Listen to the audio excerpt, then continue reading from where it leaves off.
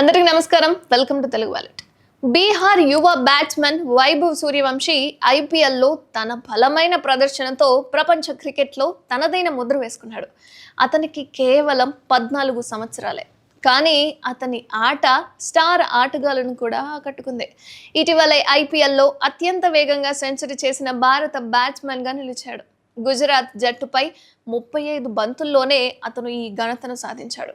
ఈ powerful innings తర్వాత వైభవ్ సూర్యవంశీ త్వరలో టీమిండియా తరపున ఆడటం చూడొచ్చని అభిమానులు కూడా నమ్ముతున్నారు, ఈవెన్ ఎక్స్పెక్ట్ చేస్తున్నారు. చాలా మంది క్రికెట్ దిగ్గజాలు కూడా ఇదే భావిస్తున్నారు. కానీ ఓఐసీసీ నియమం ప్రకారం అతను ప్రస్తుతానికి టీమిండియా తరపున ఆడటం కష్టంగా కనిపిస్తుంది. నిజానికి అంతర్జాతీయ క్రికెట్ ఆడడానికి ఐసీసీ అనేక నియమాలను రూపొందించింది. వాటిలో ఒకటి వయసుకు సంబంధించింది కూడా.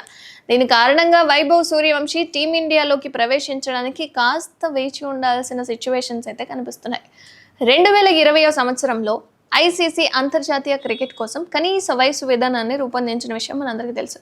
అయితే ఈ విధానం ప్రకారం ఏంటి అంటే, అంతర్జాతీయ క్రికెట్లో పాల్గొనాలి అనుకునే ఏ ఆటగాడికైనా సరే కనీసం 15 సంవత్సరాలు నిండుండాలి.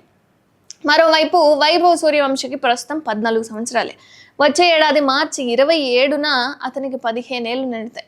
దీనికి ముందు అంతర్జాతీయ క్రికెట్ ఆడటానికి కనీస వయోపరిమితి అయితే లేదు, అంటే ఇది రాకముందు. దీని కారణంగా పాకిస్తాన్కు చెందిన హసన్ రజా కేవలం 14 సంవత్సరాల 227 రోజుల వయసులోనే టెస్ట్ క్రికెట్లోకి అడుగుపెట్టాడు.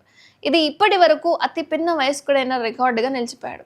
అయితే ఈ ఐసీసీ పాలసీలో ఒక నిబంధన ఉంది. దీని కారణంగా వైభవ్ సూర్యవంశీ 15 ఏళ్ల లోపు కూడా టీమిండియా తరపున ఆడొచ్చని తెలుస్తోంది. అసాధారణ పరిస్థితుల్లో కానీ 15 ఏళ్ల లోపు ఆటగాడిని తమ తరపున ఆడటానికి అనుమతించాలని క్రికెట్ బోర్డు ఐసీసీకి దరఖాస్తు చేసుకోవచ్చట.